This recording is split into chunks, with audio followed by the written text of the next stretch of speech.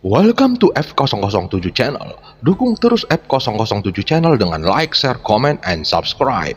Melanjutkan cerita berikutnya dari Battle Through the Heavens.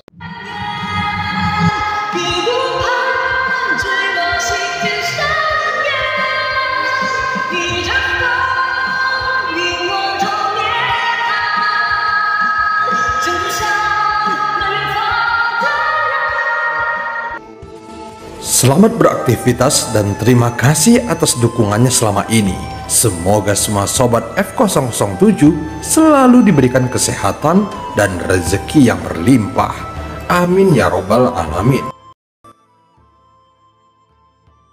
Pada part sebelumnya, setelah sumber daya dunia menghilang di telapak tangannya, penilaian 50.000 keabadian para dewa kepada Xiaoyan meningkat lagi. Namun Xiaoyan masih ada misi lainnya yang belum terselesaikan, sehingga dia meminta bantuan roh dunia kuno, dewa abadi, dan iblis. Dalam sekejap, roh dunia menghadirkan banyak sosok untuk diperiksa oleh Xiaoyan. Setelah beberapa waktu, Xiaoyan akhirnya menemukan roh pedang yang dicarinya. Tanpa memakan waktu yang panjang, Xiaoyan berhasil menangkapnya dan memasukkannya ke dalam bendera penekan jiwa. Pedang Doji.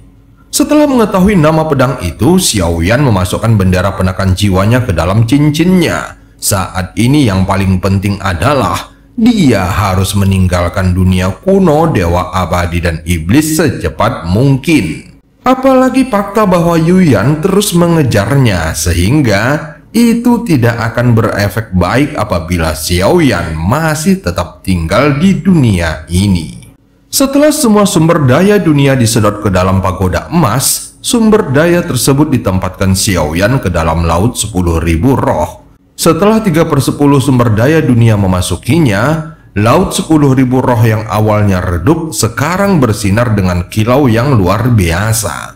Meskipun 3/10 sumber daya dunia dimasukkan ke dalam lautan 10.000 roh, namun lautan itu tidak menunjukkan tanda-tanda penuh. Tentu saja pemandangan ini sangat mengejutkan Xiaoyan. Seolah-olah jika semua sumber daya dari seluruh dunia kuno, dewa abadi, dan iblis dimasukkan ke dalam lautan 10.000 roh, itu masih bisa menampungnya. Setelah menyelesaikan semua ini, jelas Xiaoyan tidak berniat untuk tinggal lebih lama lagi di dunia kuno, dewa abadi, dan iblis. Dia bahkan tidak berencana untuk kembali ke alam dewa iblis abadi. Baiklah, semuanya sudah siap. Ayo kita berangkat sekarang. Setelah Xiaoyan mengatakannya, 50.000 keabadian para dewa segera mengangguk tanda setuju dan tampak lebih bersemangat. Saat berikutnya, mereka semua bergerak dengan tertib dan langsung memasuki celah spasial yang seperti lubang hitam. Setelah satu persatu dari 50.000 keabadian para dewa masuk ke dalam celah ruang, Xiaoyan segera mengangkat daun pohon dunia di tangannya. Kemudian dia menggerakkannya dengan pikirannya. Seketika daun pohon dunia berubah menjadi titik-titik cahaya yang menyebar, dan penghalang dunia akhirnya pulih dengan kecepatan yang mencengangkan. Semua adegan ini hanya berlangsung dalam beberapa tarikan nafas. Setelah penghalang dunia di dunia kuno, dewa abadi, dan iblis diperbaiki, maka tidak akan mudah lagi untuk dimasuki oleh orang-orang kuat dari dunia lain, sehingga dunia tersebut akan memiliki kemampuan untuk bertahan. Hanya saja dunia kuno, dewa abadi, dan iblis juga harus menyumbangkan 3/10 sumber daya dunia mereka sebagai imbalan untuk memperbaiki penghalang dunia. Namun tentu saja masalah ini sangat penting bagi dunia kuno, dewa abadi, dan iblis. Jika situasi kekacauan di dunia ini terus berlanjut, maka sumber daya dunia yang dirampok akan menyebabkan ketidakseimbangan, sehingga banyak makhluk hidup yang akan roboh dan mati. Ketika melihat puluhan ribu keabadian para dewa yang memasuki celah secara tertib, tiba-tiba ada sosok yang menarik perhatian berdiri di antara mereka. Penampilan sosok ini berbeda dengan yang lainnya, seolah-olah dia berdiri di tengah derasnya aliran sungai waktu. Dia mengenakan jubah hitam dan topeng pusaran air. Saat sosok itu melihat ke arahnya, Xiaoyan juga melihatnya, yang menyebabkan pandangan mereka saling bertemu. Terlihat topeng pusaran air itu mulai mengembun dan wajah yang aneh muncul. Meskipun dipisahkan oleh jarak ratusan kaki, namun setelah keduanya melakukan kontak mata, sosok ini tersenyum dengan sangat kaku dan aneh. Itu lebih seperti badut bayangan hitam. Xiaoyan terkejut melihatnya. Jelas dia tidak pernah menduga bahwa bayangan hitam yang disebutkan oleh nomor 2 akan muncul di sini. Segera guntur ekstrim muncul di bawah telapak kakinya. Meskipun kekuatan bayangan hitam ini tidak bisa diremehkannya, namun Xiaoyan harus bergegas mengejarnya. Kemunculan bayangan hitam ini membuat hatinya gemetar, namun saat Xiaoyan mendekat, bayangan hitam itu menghilang. Ketika Xiaoyan melihat ke sekelilingnya, dia melihatnya lagi dan berada tidak jauh dari tempat itu. Bayangan hitam ini seperti hantu yang bisa menghilang dan muncul sesuka hatinya. Saat berikutnya, Xiaoyan diam-diam mengeluarkan Goyan dari jubah lengan bajunya, lalu meminta Goyan untuk mencoba memblokir bayangan itu dengan kekuatan pembatasan yang kuat. Namun pada akhirnya, usaha tersebut sia-sia. Bahkan ketika mengejarnya, Xiaoyan tidak bisa mendekatinya, apalagi untuk menangkapnya. Saat ini Xiaoyan mencoba terus mengejarnya, namun tiba-tiba bayangan hitam aneh ini berbicara dengan lantang. Ada harganya. Saat dua kata ini terdengar di benak Xiaoyan, itu seperti guntur yang menghantam seluruh tubuhnya. Seketika Xiaoyan tertegun di tempat untuk waktu yang lama, sebelum akhirnya sadar kembali. Pada saat ini, 50.000 keabadian para dewa telah melalui celah ruang dan hanya Xiaoyan yang tersisa. Tepat ketika Xiaoyan ingin bergerak menuju celah spasial, tiba-tiba ada suara yang terdengar. Tunggu!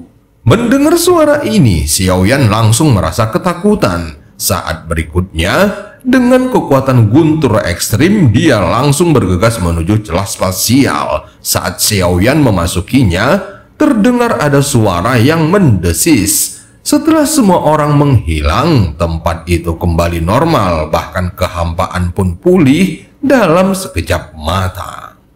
Setelah kepergian Xiaoyan, sebuah bayangan indah muncul di tempat itu. Sosok cantik ini tidak lain adalah Yuyan. Dia tahu bagaimana cara Xiaoyan pergi. Bagaimanapun, dia sudah melihat sendiri bahwa roh dunia sangat mematuhi Xiaoyan. Sehingga Yuyan terus mencari Xiaoyan sejak dia menghilang dari dalam gua Zhonggu dan menghabiskan banyak upaya untuk menemukannya dalam waktu singkat. Namun, Yuyan tetap terlambat satu langkah. Benar saja. Laki-laki tidak bisa dipercaya. Aku telah mencurahkan semua isi hatiku untuknya, memenuhi kebutuhannya, tetapi dia berani berbohong kepadaku. Bagus sekali. Yang mulia ini benar-benar seperti rumor yang beredar. Yuyan bergumam perlahan pada dirinya sendiri. Namun Yuyan sama sekali tidak menyalahkan Xiaoyan, seolah-olah dia sudah menduganya. Meskipun nada suaranya tinggi, namun ekspresi penuh tekad di matanya sangatlah ekstrim. Dia pergi ke dunia sensi. Dia melarikan diri dariku. Jadi aku harus mengejarnya. Identitas aslinya seharusnya ada di dunia sensi. Jika aku bisa berkomunikasi dengannya, maka... Sementara itu di aula utama alam Dewa Iblis Abadi, ada sesosok tubuh yang mengambang di aula dengan lonceng perak merah di kakinya dan sesosok pria yang berdiri diam di dekatnya. Saat sosok cantik ini bergerak dengan lembut, terdengar nada dering yang nyaring. Sosok cantik itu memutar pinggul kecilnya yang bulat, sehingga terlihat seperti mawar yang bergoyang.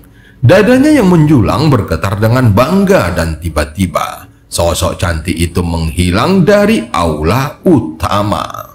Dunia sensi sudah lama tidak kukunjungi. Aku harus pergi ke sana untuk bersenang-senang. Sosok cantik itu bergumam dengan nada suara yang lembut. Meskipun dia mengenakan cadar, namun fitur wajah cantiknya masih bisa terlihat secara samar. Segera sosok itu muncul di tempat Yuyan berada. Setelah sosok cantik ini muncul, Yuyan bergerak sedikit ke dalam bayangan sosok itu dan langsung menghilang. Masalah ini agak merepotkan. Tetapi sebelumnya Master Jahat pernah memberikanku sebuah benih. Hanya saja aku tidak tahu apakah benih tersebut masih berfungsi. Gumam sosok cantik ini. Dia segera membalikkan telapak tangannya. Meskipun tindakan ini sederhana, namun tetap membuat pria di depannya gemetar. Terlihat ada sebuah kacang yang muncul di telapak tangannya. Dia segera melemparkannya ke dalam kehampaan dan kacang itu pun menghilang. Setelah beberapa saat, kehampaan itu mengeluarkan tunas hijau. Melihat adegan ini, mata sosok cantik itu langsung berubah menjadi seperti bulan sabit. Sepertinya dia memang lebih tulus dari yang kukira. Setidaknya hal ini nyata. Sosok cantik ini berbicara dengan nada yang dingin. Dia segera mengetuk sedikit kuncup hijau itu dan cahaya putih menyala darinya. Sesaat berikutnya, sosok cantiknya menghilang ke dalam kehampaan. Sebagian besar ruang ini sangat gelap, tetapi dia tidak punya waktu untuk melihat-lihat lagi. Untuk berpergian keliling dunia, dia harus menahan tekanan yang sangat besar, baik tubuh maupun jiwanya. Rasanya tubuh dan jiwanya sedang direnggangkan dari waktu ke waktu, bahkan kadang tergencet. Perasaan ini mungkin serupa dengan apa yang dirasakan oleh Xiaoyan. Dan cerita pun berakhir sampai ketemu di part selanjutnya.